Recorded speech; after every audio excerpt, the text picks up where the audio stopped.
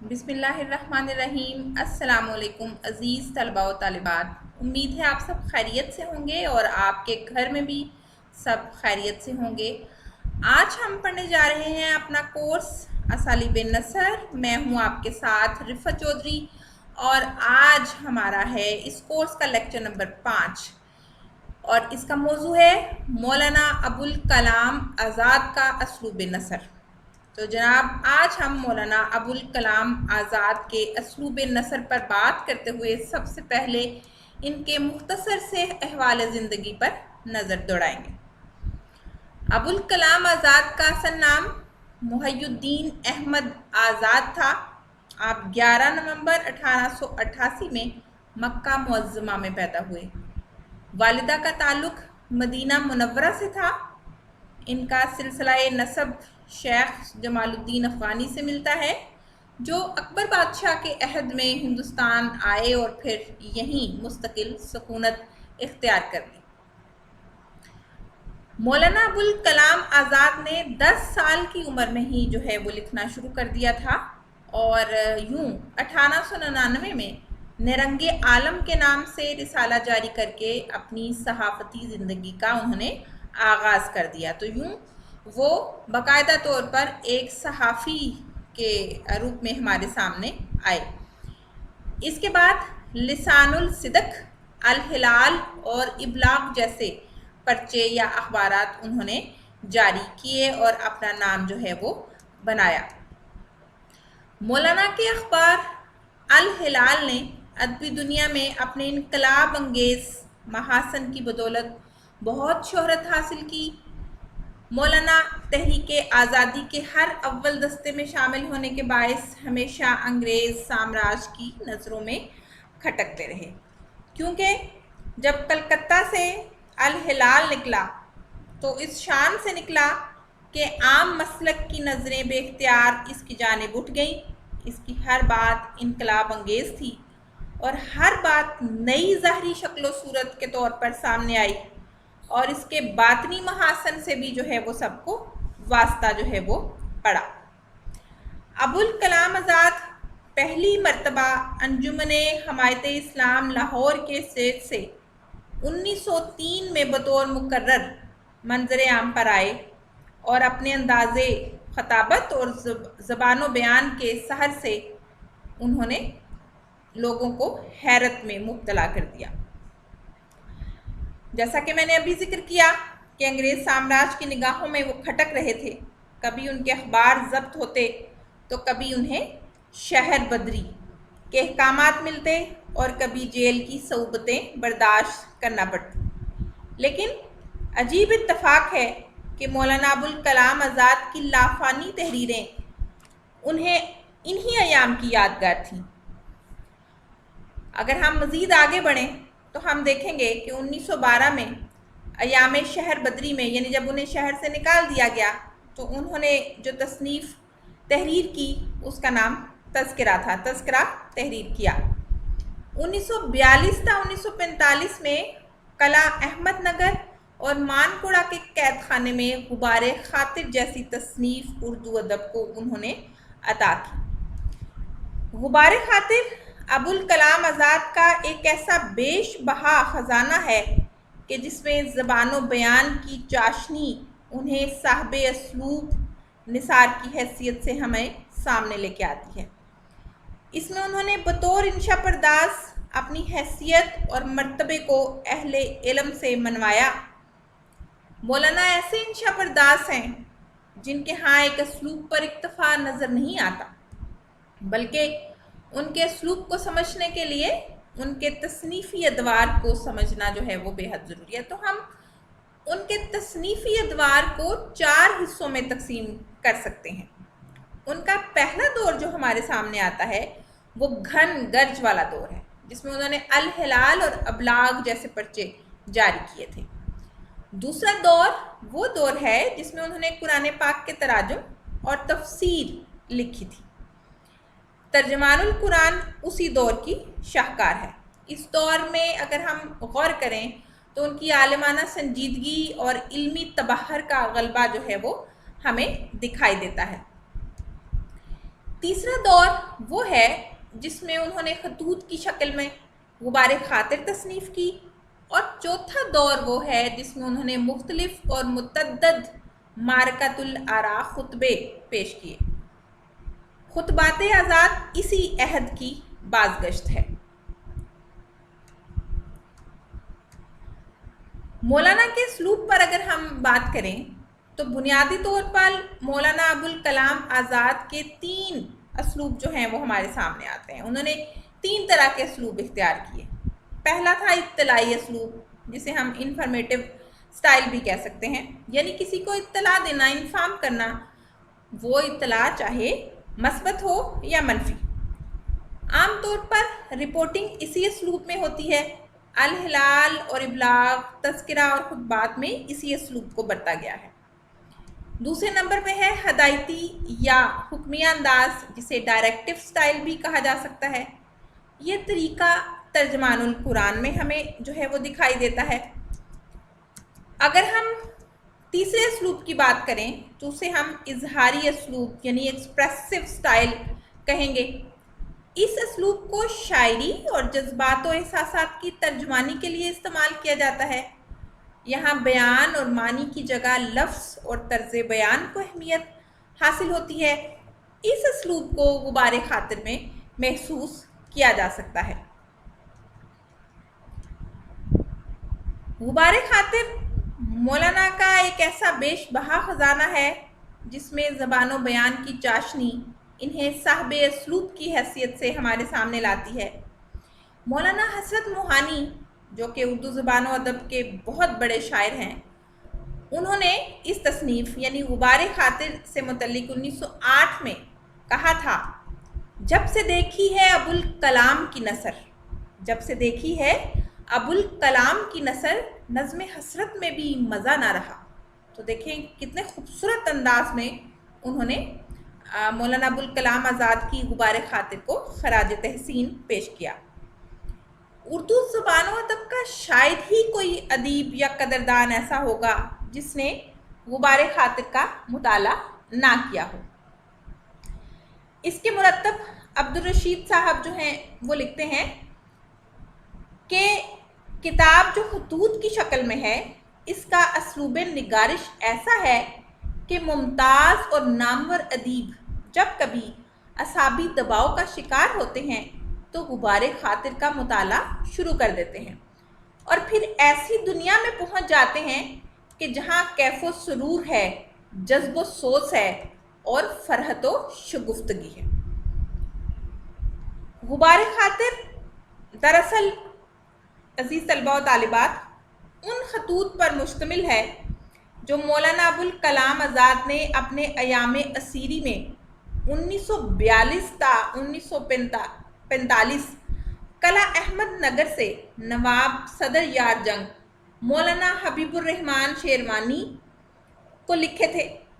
Jail میں خط و کتابت کی اجازت نہیں تھی، چنانچہ رہا ہونے پر یہ خطوط مکتوب علیہ کو پیش کیے گئے، جسے بعد ازاں محمد اجمل خان کی فرمائش اور اصرار پر اشاعت کا شرف میسر آیا۔ اس سلسلے میں مولانا ابوالکلام آزاد خود تحریر کرتے ہیں کہ یہ تمام مکاتیب غم کے خطوط تھے اور اس خیال سے نہیں لکھے گئے تھے کہ شائع کیے جائیں، یعنی یہ خطوط جو ہیں وہ مولانا نے شائع کرنے کے خیال سے جو ہے وہ نہیں لکھے تھے، لیکن رہائی کے بعد مولوی محمد اجمل خان کو جب اس کا علم ہوا تو انہوں نے اصرار کیا کہ انہیں ایک مجموعہ کی شکل میں شائع کر دیا جائے۔ چونکہ ان کی خاطر جو ہے وہ انہوں نے بہرحال حامی بھر لی اور پھر یہ خطوط جو ہیں وہ شائع کر دیے گئے۔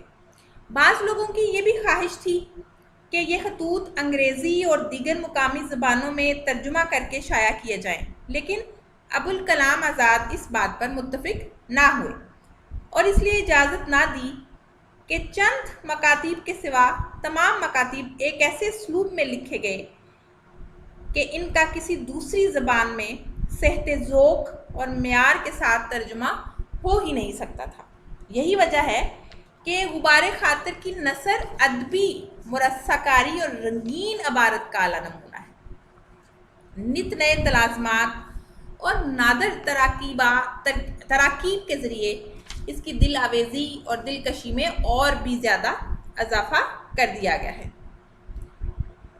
खतूत नगारी पर अगर हम जो है वो नज़र दौड़ाएं तो खतूत नगारी बज़ाहिर आसान सिन्फ़ अदब है, लेकिन अगर हम गौर करें, अबुल कलाम आज़ाद की गुबार खातिर का मुताला करें, तो अबुल कलाम आज़ाद की मुतहर्रिक और पुरजोश शख्सियत इन्हीं खतूत के तहत हमारे सामने आती है।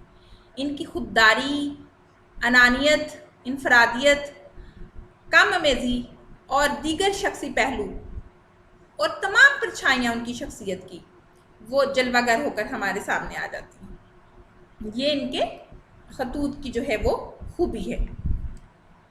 गुबार खातिर में सादा और आम फहम ज़बान के नमूने बखूबी देखने को मिलते हैं। मसलन एक जगह लिखते हैं, लोग हमेशा इस खोज में रहते हैं कि ज़िंदगी को बड़े बड़े कामों में लाएं, मगर ये नहीं जानते कि यहाँ सबसे बड़ा काम खुद ज़िंदगी है। अगर हम मज़ीद जो है वो आगे बढ़ें तो हम देखेंगे कि गुबार खातिर की ज़बान शेरियत से मुत्तसिफ़ है। अशार का इस्तेमाल गुबार खातिर में कसरत से किया गया है। शेरी ज़ुबान गुबार खातिर का ख़ास वस्फ़ है और यही वो सिफ़त है जिसके सबब की किताब इतनी मकबूल हुई कि एक ज़माने तक इस तर्ज की पैरवी जो है वो की जाती रही। अबुल कलाम आज़ाद के सलूक की एक और बड़ी खसूसियत जुज़ियात निगारी है। वो जुज़ियात निगारी पर अबूर रखते हैं और उनकी अमीक निगाही कैद खाने में आने वाली चिड़ियों में भी मुताले के नए बाब खोल देती है। उनका ये फ़नी रवैया ज़रा देखिए, मैं आपको पढ़ के सुनाती हूँ। एक ख़त उन्होंने मार्च 1943 में जो है वो लिखा है और उसका उन्वान है हकायते ज़ाग़ बुलबुल। हकायते ज़ाग़ बुलबुल। उसमें देखें कितनी खूबसूरत बात करते हैं। लिखते हैं, पहले एक चिड़िया आई और इधर उधर कूदने लगी। बज़ाहिर चहचहाने में मशगूल थी, मगर नज़र दानों पर थी। फिर दूसरी आई और पहली के साथ मिलकर दरी का तवाफ़ करने लगी।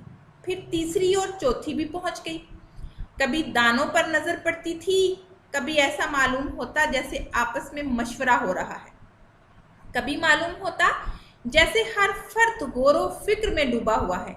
आपने महसूस किया होगा कि गोया जब तफ्तीश और तजहीज़ की निगाहों से देखती है तो उसके चेहरे का अजब संजीदा अंदाज हो जाता है। पहले गर्दन उठा कर सामने की तरफ देखेगी, फिर गर्दन मोड़कर दाएं बाएं देखने लगेगी। जो भी गर्दन को मरोड़ दे ऊपर की तरफ नज़र उठाएगी और चेहरे पर इस्तफहाम का अंदाज छा जाएगा। मौलाना अबुल कलाम आज़ाद के मकातीब अगर हम पढ़ते चले जाएं तो हमें उनकी नसर पर कहीं कहीं नज़्म का गुमान जो है वो होने लगता है। इसीलिए अभी जो हमने बात की वो यही की कि गुबार खातिर की ज़बान जो है उसमें शेरियत जो है वो पाई जाती है। गुबार खातिर में कदम कदम पर ऐसे जुमले मिलते हैं जिन्हें शेर कहना ज़्यादा दुरुस्त है। मसलन लिखते हैं, इस कारखानाए हज़ार शेवा और रंग में कितने ही दरवाजे खोले जाते हैं ताकि बंद हों और कितने ही बंद किए जाते हैं ताकि खोले जाएं। गुबार खातिर में अबुल कलाम आज़ाद ने तकरीबन 700 अशार इस्तेमाल किए हैं और इनमें सबसे ज़्यादा अशार गालिब के हैं। गुबार खातिर के खतूत का अगर हम मुताला करें तो इनका हर खत सोज़ो गुदास में डूबा हुआ नजर आता है। इसी तरह जब उन्हें जेल की कोठरी में अपनी जोजा के इंतकाल की खबर मिलती है तो इसका इजहार भी उन्होंने बड़े दुख और कर्ब से किया है। लिखते हैं, बिल आखिर 9 अप्रैल को ज़हर गम का ये प्याला लबरेज हो गया। इस तरह हमारी 34 बरस की अज़दवाजी ज़िंदगी ख़त्म हो गई और मौत की दीवार हम दोनों में हाइल हो गई। हम अब भी एक दूसरे को देख सकते हैं, मगर इसी दीवार की ओर से। मुझे इन चंद दिनों के अंदर बरसों की राह चलनी पड़ी। मेरे अज़्म ने मेरा साथ नहीं छोड़ा, मगर मैं महसूस करता हूँ कि मेरे पाँव शल हो गए हैं। अब कलम रोकता हूँ। अगर आप होते तो बोल उठते, सौदा खुदा के वास्ते कर किस्सा मुख्तसर, सौदा खुदा के वास्ते कर किस्सा मुख्तसर, अपनी तो नींद उड़ गई तेरे फसाने में। तो सोज़ो गुदास उनके असलूब की एक बहुत बड़ी खसूसियत है। मौलाना के असलूब में अनोखापन, शेरियत, आलमाना संजीदगी और दूसरी खसूसियात हमें दिखाई देती हैं। लेकिन एक और बात जिससे इनकार नहीं किया जा सकता वो ये है कि अरबी अल्फाज के गलबे की वजह से कहीं कहीं अबारत गनाबार नज़र आती है। अरबी ज़बान के अशार, फ़िक्रे, ज़रबुल इमसाल और नामानूस अल्फाज व तराकीब को उन्होंने अपनी तहरीर में जा बजा इस्तेमाल किया है, जिनका सही लुत्फ़ एक महदूद तबका ही उठा सकता है। यकीनन जो लोग अरबी ज़बान से वाकिफ़ हैं और अरबी ज़बान को बोलना, लिखना और समझना जानते हैं, वही इस तरह के असलूब से जो है वो लुत्फ़ उठा सकते हैं। इसीलिए मुश्ताक अहमद यूसुफ़ी उनके मुतालिक लिखते हैं, आज़ाद पहले अदीब हैं जिन्होंने उर्दू रस्मुल ख़त में अरबी लिखी। इसके अलावा फ़ारसी आमेज़ उर्दू तो गुबारे खातिर के हर सफ़े में नज़र आती है। दरअसल अरबी और फ़ारसी दोनों ज़बानों पर मौलाना को कामिल अबूर हासिल था। उसकी एक वजह यकीनन इब्तदा में हमने तारुफ में भी जो है वो पढ़ी कि आप मदीना मुनव्वरा में जो है वो पैदा हुए और आपकी वालदा का ताल्लुक़ जो है वो वहाँ से था, इसलिए अरबी ज़बान से मोहब्बत और अरबी ज़बान से वाक़फ़ियत उन्हें माँ की गोद से जो है वो मिली थी और इस असलूब से जो है वो उन्हें मोहब्बत थी, इसलिए वो अरबी अल्फाज का इस्तेमाल जो है वो करते हैं और अरबी के साथ साथ फ़ारसी अल्फाज पर भी उन्हें कामिल अबूर था।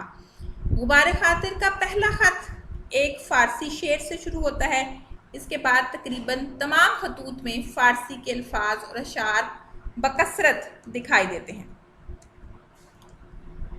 अबुल कलाम आज़ाद के असलूब का एक और पहलू तंज़ो मज़ा है, जो एक शमशीर बेनयाम है। मौलाना के असलूब की कोसो कज़ाह में ये रंग बहुत दिलनवाज और उनकी हमागीर शख्सियत को ज़ाहिर करने वाला है। उनकी जहानत बहुत बड़ी तेज़ी से हर शख्स का और हर चीज़ का मजहब पहलू देख लेती है, लेकिन इस तंज में कहीं भी आमियाना लहजा या बदमजाजी का अंसर जो है वो दिखाई नहीं देता, बल्कि वो बाज़ जगह अपने असलूब को खुश तबई और ज़राफ़त की चाशनी से जो है वो पुरलुत्फ़ बना देते हैं। उनके तंज की नोक तेज़ ज़रूर है, लेकिन जहरीली भी नहीं है और हर किस्म के तासुब से पाक है। मौलाना अबुल कलाम आज़ाद ने गुबारे खातिर के खतूत में सनती जो लफ्ज़ी सनत गरी है, लफ्ज़ी सनत गरी है, उसको बड़ी खूबी से इस्तेमाल किया है और अपनी ख्याल बंदी के सहारे इस्तारात और अशार का इस्तेमाल बर वक्त किया है। ख़त कितना ही तवील क्यों ना हो, हमें ज़बान में किसी किस्म की गराबत नहीं मिलती और रोज़मर्रा मुहावरा का फितरी हुस्न जो है वो उनके खतूत में दिखाई देता है। मसलन एक ख़त में लिखते हैं, कैद खाने में जो एक रात कैदो बंद के तवे पर सेंका गया तो भूनने तलने की सारी तरकीबें भूल गया। अहमक को क्या मालूम था कि 7 रुपया के इश्क में ये पापड़ बेलने पड़ेंगे। इस इब्तदाए इश्क ने कचूमर निकाल दिया। शुरू से आखिर तक गुबारे खातिर फितरी असलूब से लबरेज है। नीज़ रुमानियत की परछाइयाँ भी इनके असलूब पर नज़र आती हैं, जिससे इनकी तहरीर में और भी ज़्यादा हुस्न जो है वो पैदा हो जाता है। गुबारे खातिर के असलूब और तर्ज तहरीर में अबुल कलाम आज़ाद एक ज़ाहदे खुश्क के बजाय एक रंग पैदा करने वाली शख्सियत के तौर पर सामने आते हैं। جس میں دل کے دریچوں کی بازگشت بھی ہے، موسموں کی رنگینیوں کا تذکرہ بھی ہے اور گل و بلبل کی کہانیاں بھی سننے کو ملتی ہیں۔ آل احمد سرور اس بارے میں لکھتے ہیں، غبار خاطر کہنے کو تو ان کے خطوط پر مشتمل ہے جو انہوں نے نواب صدر جنگ کو لکھے، مگر دراصل یہ ایک طرح کے انشائیے ہیں، کیونکہ کچھ لوگ غبار خاطر کو انشائیوں کی کتاب بھی کہتے ہیں، جن میں نواب صدر جنگ کو مخاطب کر کے انہوں نے سیاست کے علاوہ بہت سے دوسرے موضوعات پر اظہار خیال کیا ہے۔ غبار خاطر میں ابوالکلام آزاد کا انداز تحریر ان کی دیگر تصانیف کی طرز تحریر سے مختلف ہے اور دلائل کے بجائے آزادانہ اور تمثیلی طریقہ کار کو اختیار کیا گیا ہے، اور یوں محسوس ہوتا ہے جیسے خود کلامی کا ایک سلسلہ ہے اور جو یادوں کے ذریعے جو ہے وہ آگے ہی آگے بڑھتا چلا جا رہا ہے۔ غبار خاطر میں مولانا ابوالکلام آزاد کی پرمسرت ذہنی کیفیات کا بھی بخوبی اندازہ ہوتا ہے۔ انہوں نے تمثیلی انداز سے اس دور کے سیاسی حالات کی بھی تصویر کشی کی ہے۔ مثلاً ایک جگہ لکھتے ہیں، وقت کے جو حالات ہمیں چاروں طرف گھیرے ہوئے ہیں، ان میں اس ملک کے باشندوں کے لیے زندگی بسر کرنے کی دو ہی راہیں رہ گئی ہیں، بے حسی کی زندگی بسر کریں یا احساس حال کی۔ پہلی زندگی ہر حال اور ہر جگہ بسر کی جاتی ہے، مگر دوسری کے لیے قید خانہ کی کوٹری کے سوا کہیں جگہ نہیں نکل سکتی۔ ہمارے سامنے بھی دونوں راہیں کھلی تھیں، پہلی ہم اختیار نہیں کر سکتے تھے، ناچار دوسری اختیار کرنا پڑی۔ مولانا ابوالکلام آزاد نے اپنے قلم سے کوئی ایسی بات نہیں لکھی جس کا انداز انشا پردازی کے عام اصولوں سے مماثلت نہ رکھتا۔ مولانا ابوالکلام آزاد ایک ایسی شخصیت کے مالک تھے